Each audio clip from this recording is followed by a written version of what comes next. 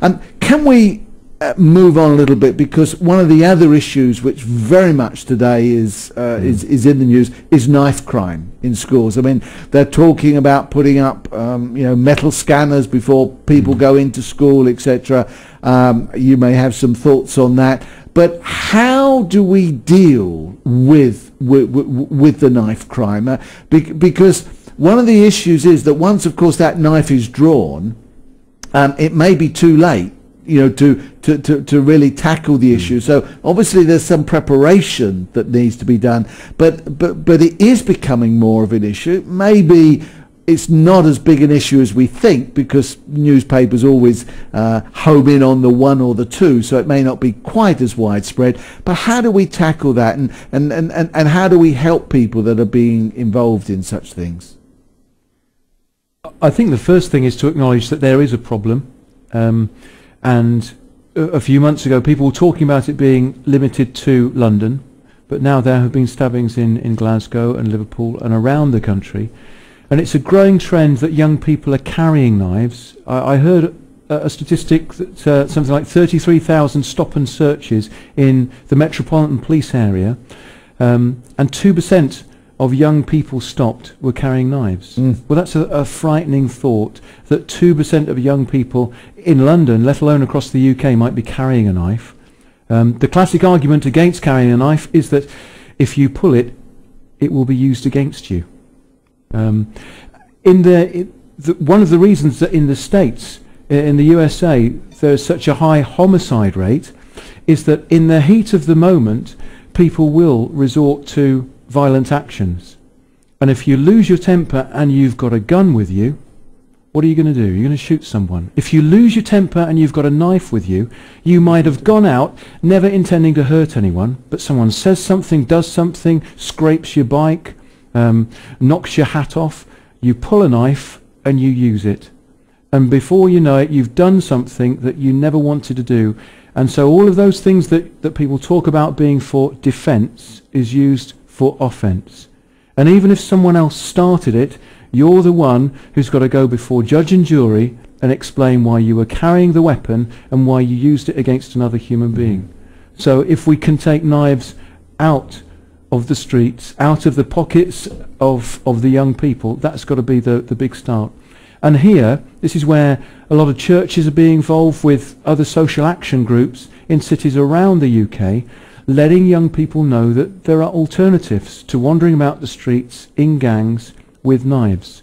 So churches are opening their buildings and running youth clubs. It's all the old-fashioned stuff, and when I think it's all right saying to young people don't hang about on street corners or gangs in parks, but what's the alternative? Not everyone wants to sit at home watching EastEnders with mum and dad 3 times a week or what have you. They want to go out and they want to be with young people. In some places, churches have got together, they bought a local pub and they're running it as a youth pub, alcohol-free, dartboard, a couple of pool tables, some MTV, and just space for young people to sit and talk and drink soft drinks. Young people want to get out of their house, but they want to be somewhere where they can socialise. Youngsters want to start acting as if they're grown up, but they don't need knives and alcohol to do it, but they do need somewhere to go, somewhere that says this place is special for you, and we as adults are treating you as young people with respect. In terms of getting knives off the streets, that's a challenge for the police and the authorities. Personally speaking, I would not want to see every school in the UK with metal detectors and security guards and teachers wearing stab vests, because that's bowing to a certain picture that says it's inevitable, it's going to get worse. And I refuse to believe that. As a Christian, we can pray and we can work with Christians and non-Christians to say this must change. I was walking through London with some colleague teachers from France a couple of weeks ago, and there's a big demonstration opposite 10 Downing Street. People from various groups complaining that the government isn't doing enough to safeguard young people on the streets and to take knives out of society. But it's not just the government. It's no good just saying it's the Prime Minister or the Home Secretary or the police. In partnership, we all have a role to play. And most of these knives are coming from kitchens. Right. They're not hunting knives, they're not fishing knives. This is something that Mum or Dad used to peel onions on a Sunday, and Jimmy takes out onto the streets on a Monday night to protect himself.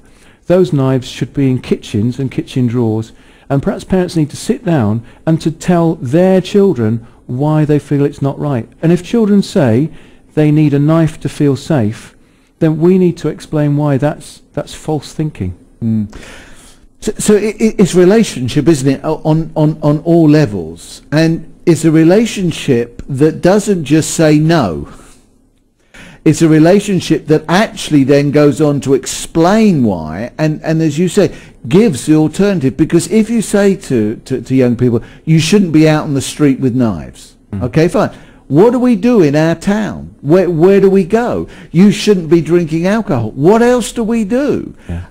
And so it then is a place where churches, where social services, or whoever are these groups that should be involved, are looking at some very practical things to do. But it's families as well, isn't it? Yes. Because, you've given the picture, and sometimes, mum and dad, they've had enough. They don't want, go out. There's 10 bob, no, not these days. But anyway, they don't want to take it very far, will it? It's £10, go to the cinema or whatever. But whereas we need to see something far more practical and far more built up in relationship. Yes, we do. And we need to give young people the confidence to say no, and to set a good example to their peers, for Christians particularly, to see themselves as leaders and, here's the phrase again, role models. Yes. So that they can say, when we talk about gangs, what we mean is half a dozen to 20 young people hanging out together. If they want to call it a gang, they call it a gang. The problem is gangs have violent connotations.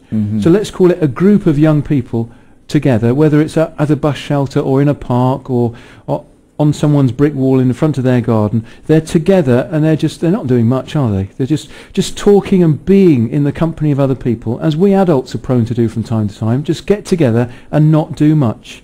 We don't call it a gang of golfers, do we? But people get together and they go and see a sporting event, or they do something. If they're adults, it's acceptable. If it's teenagers, somehow we suspect that it's something untoward and cross the road. But those young people need to be able to say no to that, because they understand that it's not going to protect them, it's not going to keep them safe. In the same way that we want to help young people to make the right decisions about the way they use their bodies in terms of sex and sexuality, in terms of drugs and alcohol and smoking tobacco. We want children not just to say no because mum and dad say no, right, but to understand the consequences of their actions, and that we would much rather that they kept themselves safe and enjoyed life. There's loads of good stuff for young people to do, and perhaps there should be more good stuff for young people to do. But that's where adults can contribute by saying, not do as I do or do as I say, but simply let's think through some of the issues. I wouldn't do that because, and I wouldn't do that because, and help them to understand that they can make powerful choices. As Christians, we believe human life is all about choices. As parents and teachers, we can choose not to lose our temper with young people. We can choose to listen. We can choose to help them. We can choose to give advice that doesn't sound as though we know everything, but simply that we, through our own shortcomings, have learnt the hard way, and we would prefer if other people didn't have to make the same mistakes that we have. And that's why young people often, of course, they like to listen to teachers and parents, but they really want to meet someone who's the ex-gangster, the reformed drug dealer, the pimp who's turned to Christ. Someone who says, look, I had it all. I had the money and the drugs and the good life, and it was ruining me. And the answer was always Jesus.